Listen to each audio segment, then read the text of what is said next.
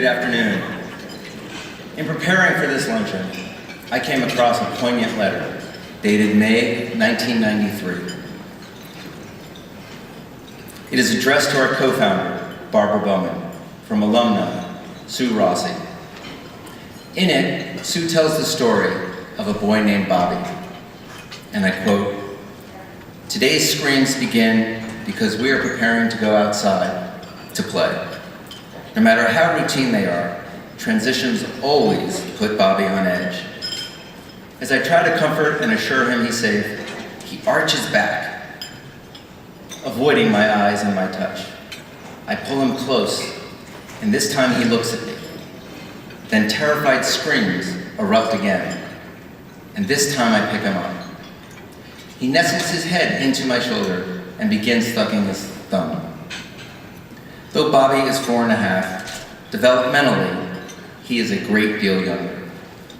My first goal was to develop a relationship with him and to learn more about him. What I found reads like a laundry list of urban problems. A poverty-level family where all of the children were initially diagnosed failure to thrive. An absentee father, drug dependency, and a home environment laden with lead. Knowledge of his background helps me understand, and my training in early child development helps me to assess and determine my intervention strategies. That sentence of Sue's so tightly aligns with our founder's vision for Erikson. In 1938, Maria Pierce crossed into Switzerland with $3 in her pocket. She arrived in Chicago as a refugee, a psychologist, and former preschool teacher.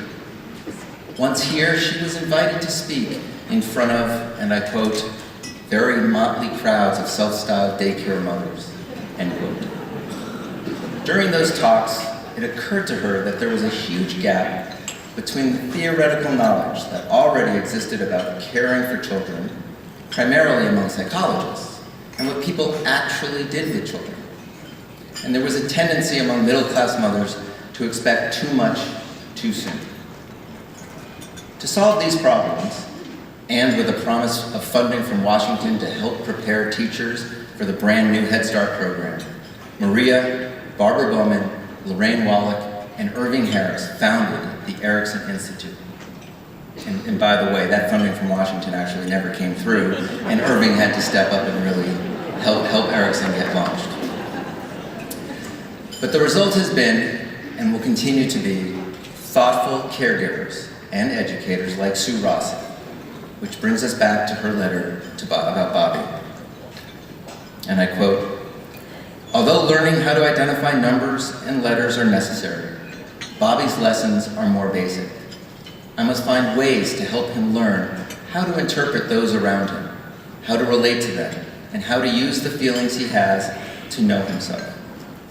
The steps he takes are small but critical to his growth and acceptance by society, and more importantly, to the public school he will attend. As the days pass, progress is noted in small ways. He now seeks comfort from the adults in his life, and a small pillow has become his constant companion. He plays alongside other children, and snatches of conversation can be heard. One little girl continues to make overtures to him. She has not been put off by the screams. She sees and feels something the others do not. She runs and hugs him, and I can see in his eyes he is fearful, yet curious. But she perseveres, and one day, Bobby looks for her, and he initiates the hug. Sue's ability to nurture Bobby shows why Erikson exists. Everyone in this room, and especially our faculty and staff, are here to make a lasting impact in the lives of young children, families, and communities. And today that impact reaches farther than ever before. This year alone, our faculty and staff are providing intensive professional development to teachers and principals in more than 60 Chicago public schools.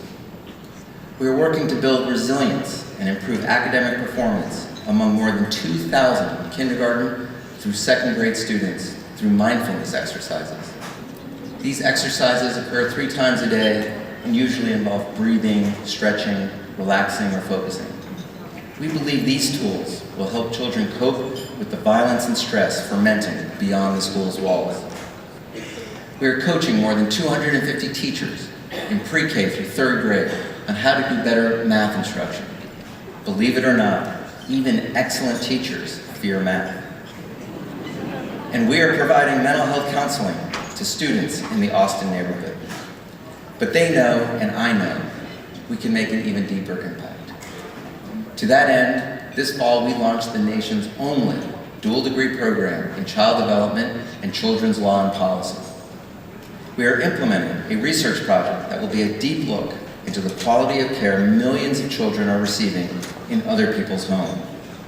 Someone else's house is where the majority of infants and toddlers receive care in this country, and our aim is to improve the quality of care they receive there. We are organizing a leadership program to inform local and state policymakers who so often make the big decisions that impact children. And we are working to open our first full-time external mental health clinic in an underserved community next year. This will extend our reach beyond our River North campus, where we have served more than 3,000 children with 137 different types of mental health and emotional problems. We know there's more to be done, and Sue Rossi knew that too, which brings me back to her letter. And I quote, "I know our class cannot provide all Bobby needs. He will need time, patience, and specialized intervention by knowledgeable adults. They will need to be able to see what he can be and not be deterred by his overt infantile behaviors. There is no question he has been a challenge, a burden, and a joy.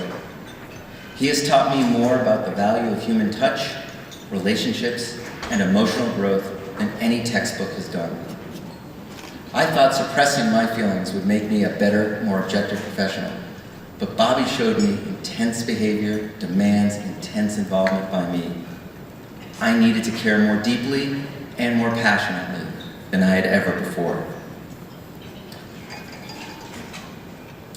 Sue Rossi worked with young children for 30 years and sadly passed away 2 years ago.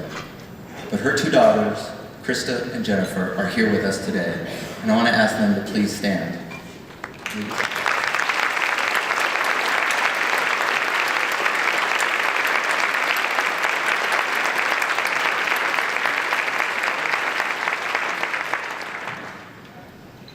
And Barbara, I don't know if you remember receiving this letter, but thank you for saving it. And this is my commitment to you, Barbara, and to the families of our other founders, to our board of trustees, to our faculty, and to our staff, that for as long as I am in this role, I will care for Erikson in the same way Sue Rossi cared for Bobby, deeply, passionately, and with intense involvement. Thank you so much.